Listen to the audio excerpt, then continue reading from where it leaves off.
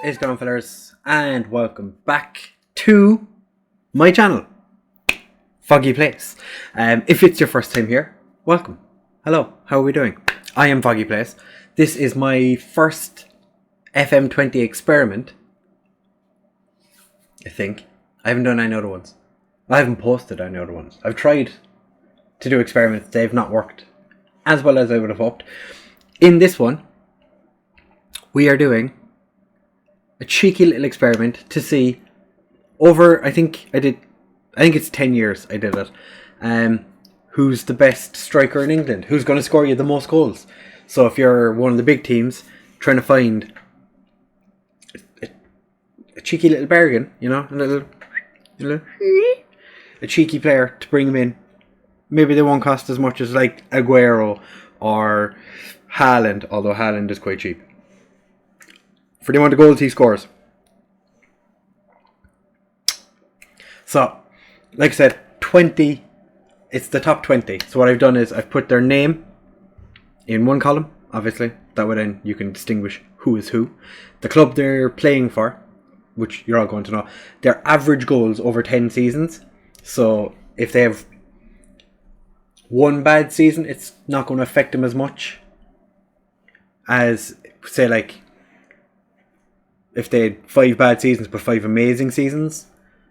It balances, you know. I think 10 is a good number. I could go to 100, but I ain't got time for that.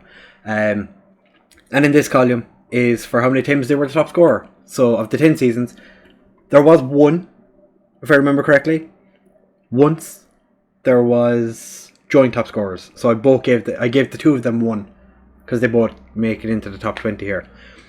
One player should be on this list, but isn't, because I decided not to put 21 players on the list, just on 20. It's Paul Pogba. He was joint with the 20th place player, but I didn't put him in because he's not a striker. And I think he had one good season where he scored a lot of goals, but the guy in 20th scored more. So let's just get down to business.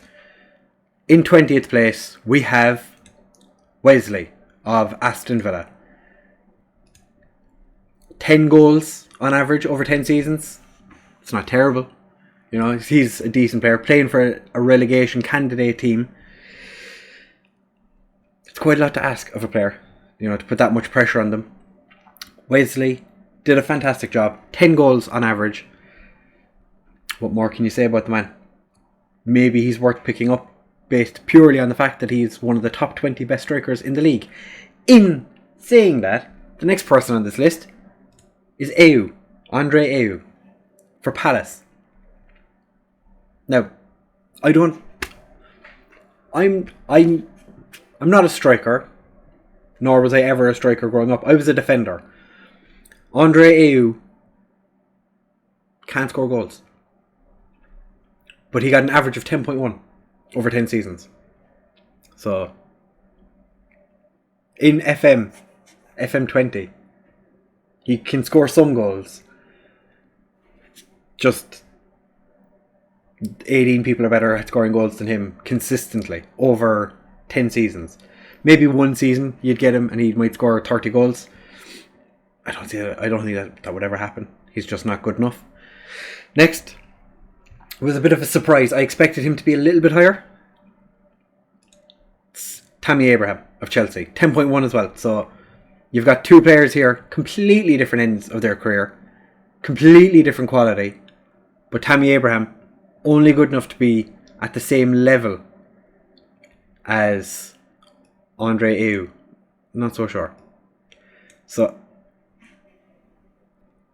I think Tammy Abraham is probably worth more of a punt than Ayew, because I'm pretty sure with him being about 15 years younger, would he be? He'd be, but somewhere between 10 and 15 years younger.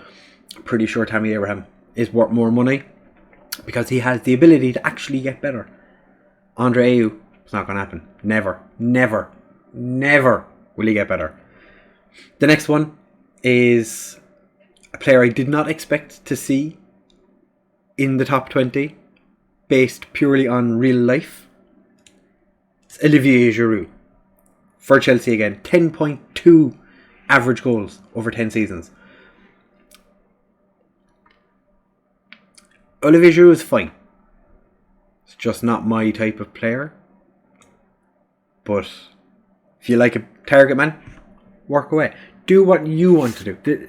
I'm just giving you information, and you do with it whatever you may. Next on the list was one of my personal favourites. Ooh, he is a spicy striker. Giving it away, it's a striker. It's Neil Maupay for Brighton. Bit of a jump up here now from 10.2 to 10.5. But for, again, another struggling team.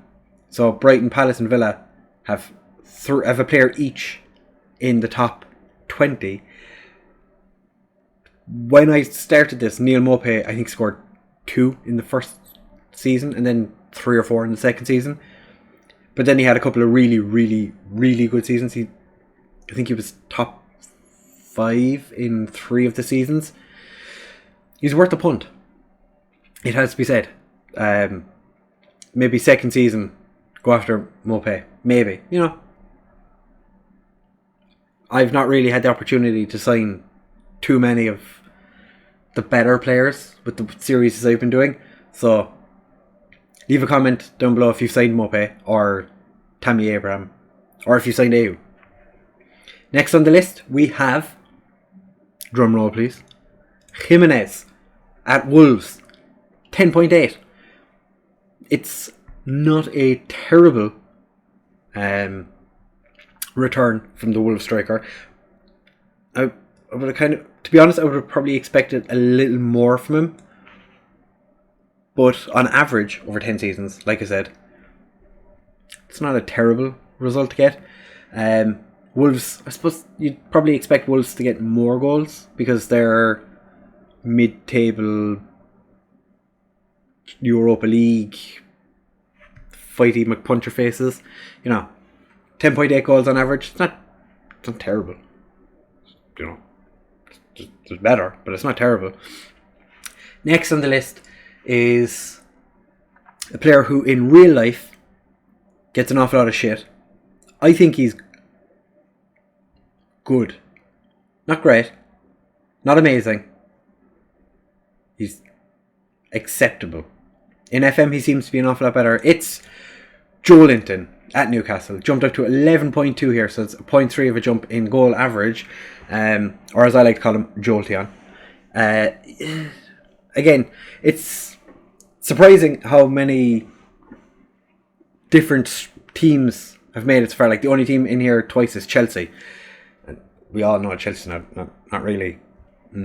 Tammy Abraham is good, but Joe Linton, he's probably sitting at home playing FM20 thinking, if only I could have this kind of season, maybe people wouldn't be so annoyed at me and call me a big waste of money, because 40 million, it's a lot of money to spend on a player who isn't scoring many goals, and his job is to score goals.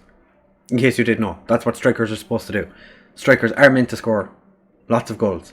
Speaking of scoring lots of goals and everyone talking about how fantastically great you are, it's Marcus Rashford for United, 11.3.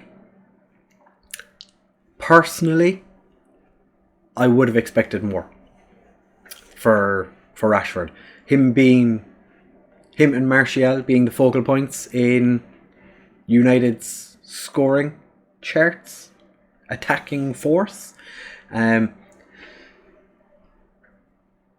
was one season, I don't actually remember. It's been a couple of days since I did this. No, he's not on the list. Mason Greenwood actually outscored them in 2 or 3 of the seasons. But unfortunately, there was many seasons where he didn't score a single goal. So that really, really wrecks your average when I think it was 2 seasons where he didn't score a single goal. And there was one season where he scored 14, I think. He was the top scorer for Man United. When you have a season like that, it's not great. Also, Jesse Lingard scored lots of goals. Get yourself together, FM. That's just not going to happen. Jesse Lingard scoring goals and assisting. No, it's not going to happen. Up next, we have a player who actually got to the top scoring chart and only makes 12th on this list. It's Nicolas Pepe for Arsenal. 11.8 average goals, 1 top goal scorer. You have to say, that's a very, very, very good result for a winger.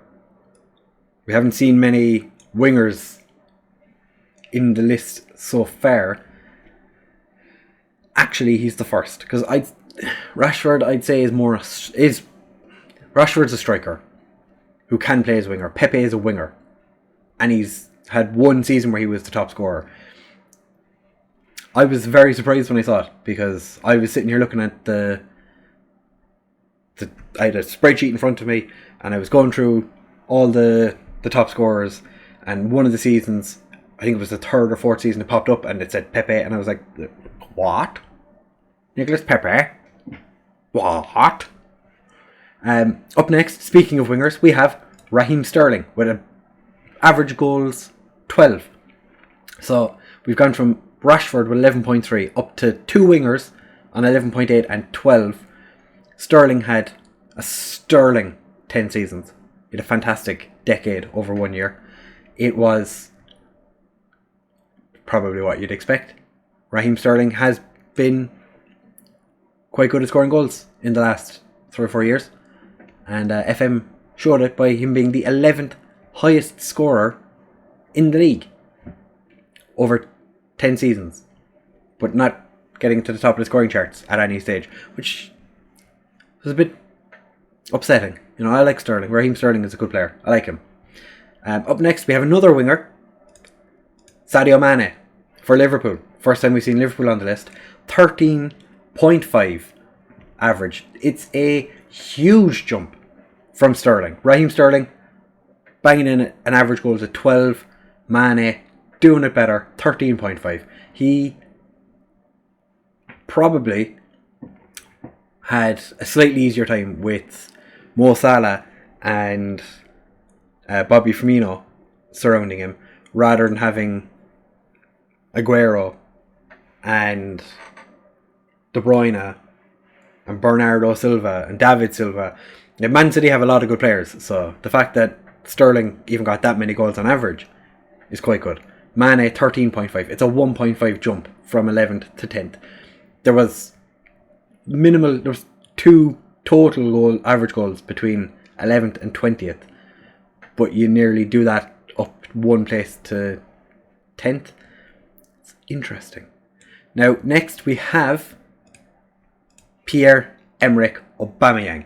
This would be surprising if in the saves I was doing, Aubameyang didn't pick up an injury in 2 of the seasons and miss the majority of both seasons. So 13.8 for a striker / winger is good. Then you see it's Pierre-Emerick Aubameyang. You're like, oh, you probably expect him to do a bit better. Yeah, like I said, picked up a lot of injuries in the 10 years that we did, which is why I think if you were to do it over 100 years, like Loki Doki did 2 FMs ago, it would make a bit more of a difference, because then if a player has, say, 1 in 100 of his seasons, he has a bad injury, it's only going to be 1 in 100 rather than 1 in 10. So, you know, increasing the odds would have made it.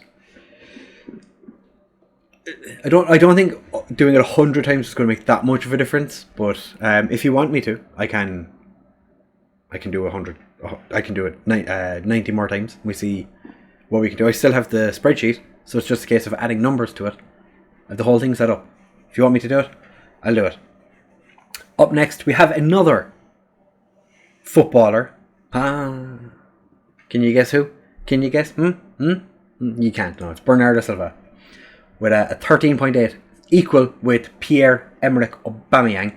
I put Bernardo Silva ahead of Aubameyang because he was top scorer. He had 1 season where he was an animal. So that was good enough for me to say he's better than Aubameyang. I would say, if you offered me Aubameyang or Bernardo Silva, I'm taking Silva. because he's younger, I think, and he can do stuff other than run really fast. And Aubameyang is getting older, speed starting to wane a little. Up next we have the legend that is Bobby Firmino, up to a 14.5 average goals and top scorer once. Bobby Firmino, what a man, what a man. Getting 14.5 average goals when he has to share with Mane and Salah. That's, it's a lot. I thought Origi was going to be on this list as well. Unfortunately, he didn't make it. So, or did he? Oh, no. There's a lot of players on this list that aren't on this list that I would have expected to be. So I'm disappointed in some of the strikers. AI managers very much have a favoured 11, and there's not a whole lot you can do really to stop them. Up next, in 6th place, a little bit surprised that he was so far down the list, because claims to be, well, people say he's one of the best. I've also heard people say he's one of the worst strikers in the world.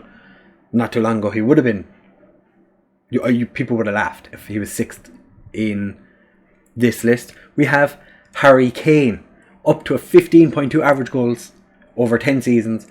Only once did he get top scorer. Harry Kane, one time top scorer in 10 seasons. He didn't even break top 5. He didn't even break the top 5. So the next lot of players on this list, the top 5, must be absolute world beaters. So when you're going out there going like, oh, maybe I sign Harry Kane, how much is it going to cost? 150, 160 million? Oh, it sounds like a good idea. Yeah, he scores 15.2 goals a season. And he's top scorer once. It's a lot of money for someone who doesn't score an awful lot of goals, when it's his job. Up next, we have the Pharaoh, Mo Salah, with a 15.3, just beats Harry Kane. Again, one-time top scorer. So far now, we are up to 5, so half the seasons, half of them are done. We've done half the top scorers for the seasons. Mo Salah breaks into the top 5. So you're probably sitting there now thinking, who else is there? Who else could possibly be at the top of the goal scoring charts in the Premier League? Well, if I said to you, Lacazette, you'd say, what? And I'd say, yes. 16.3, a whole goal better than Salah over 10 seasons. Didn't actually get a top scorer. He didn't get Golden Boot at any stage during the experiment. But nonetheless, still 4th best striker, beats out Aubameyang by almost 3 goals on average, which that's pretty fruity. Lacazette would probably cost a lot less than Aubameyang. He's a whole goal better than Salah. He's a lot cheaper than Salah, I would imagine. People tend to want to buy Salah. Lacazette, on FM19, I sold him to Zenit for nothing. So, I didn't. My director of football did, but I had the opportunity to keep Lacazette and I decided against it. I let him leave to Zenit for nothing because he's underrated. He's very underrated. Older FMs, he was an amazing striker who cost literally a fortune. Now, could probably pick him up for a couple of peanuts. So, who's left that could possibly be in the top 3? We have...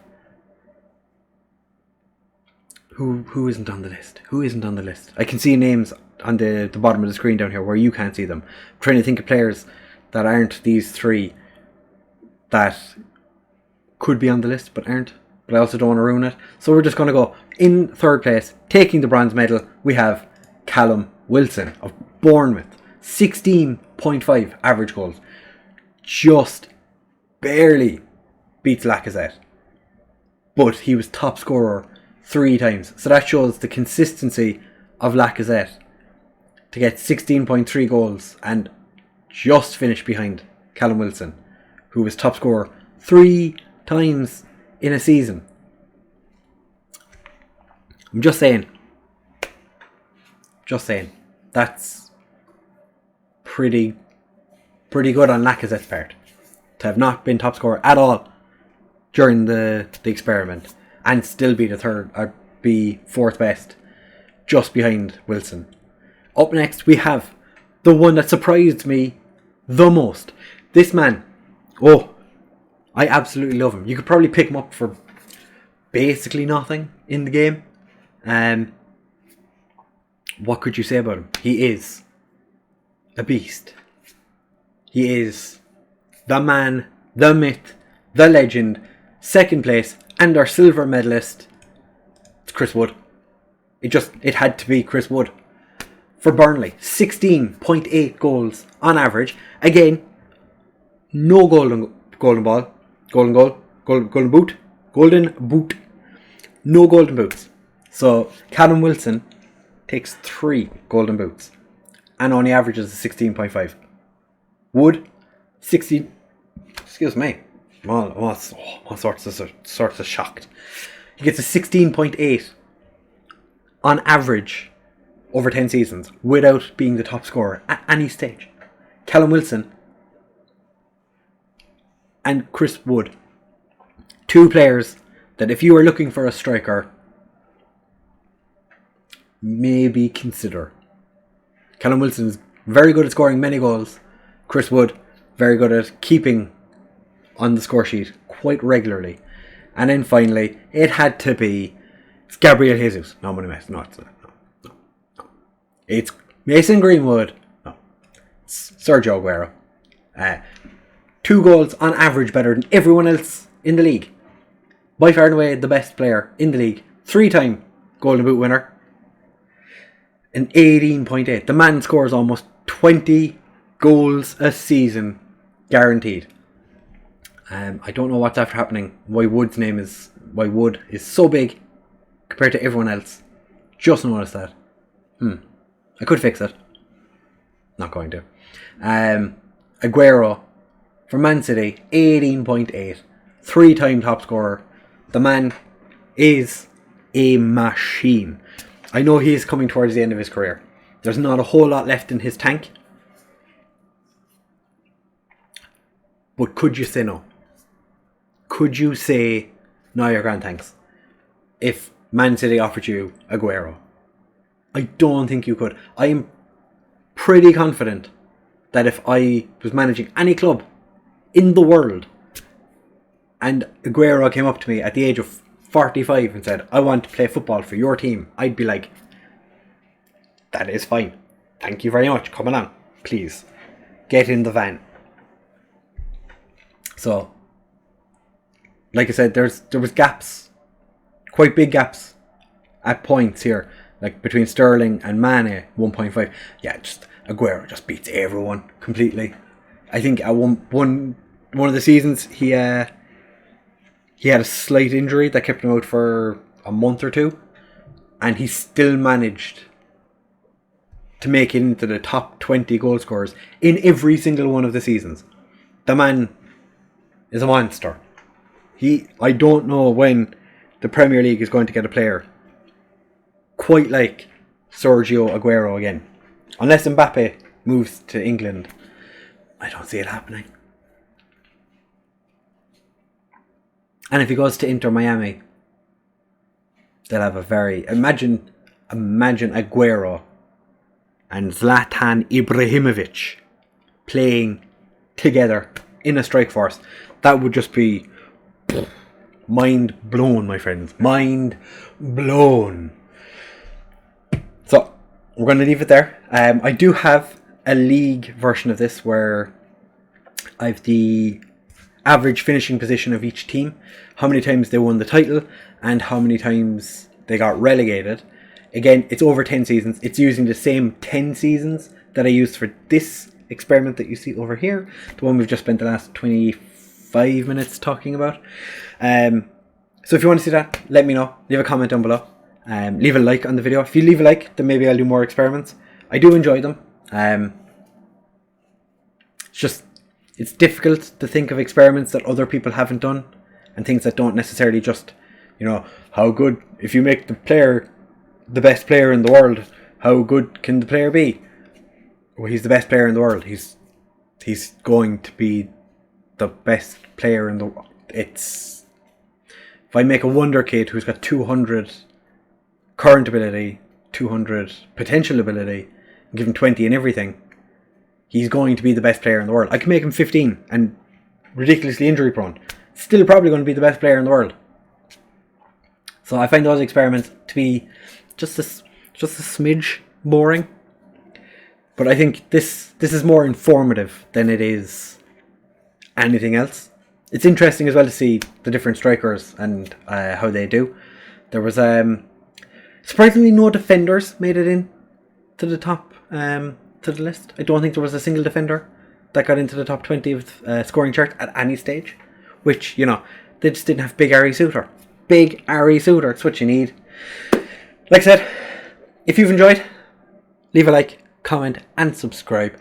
If you're looking for another experiment, my friend Clayts over on his FM channel did an experiment where he had Donald Trump play for Man United.